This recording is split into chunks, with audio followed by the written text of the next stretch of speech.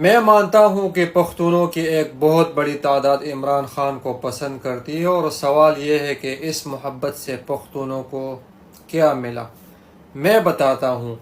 عمران خان جب وفاق میں حکومت تھی، 3.5 سالہ دور کے اندر پختونوں نے امن سے زندگی گزارا۔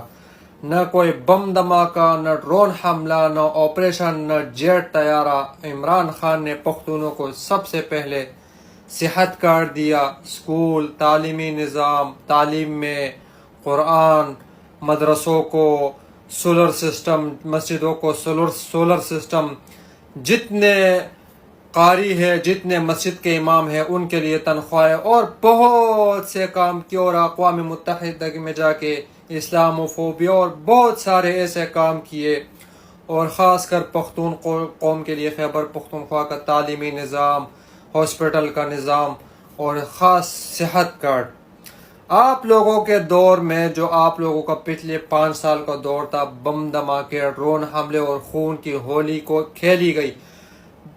پشاور کے ہر چوک اور چوراہے میں، ہر دکان میں، ہر محلے میں خون کی ہولی اور بم دھماکہ اور ڈرون حملہ اور کتنے آپریشن، اور آپ لوگوں کا اسپندیار ولی سرعام آ کے کہتا تھا کہ جتنے بھی ملٹری آپریشن ہو رہے، میں کھلم کھلا حمایت کا اعلان کرتا ہوں۔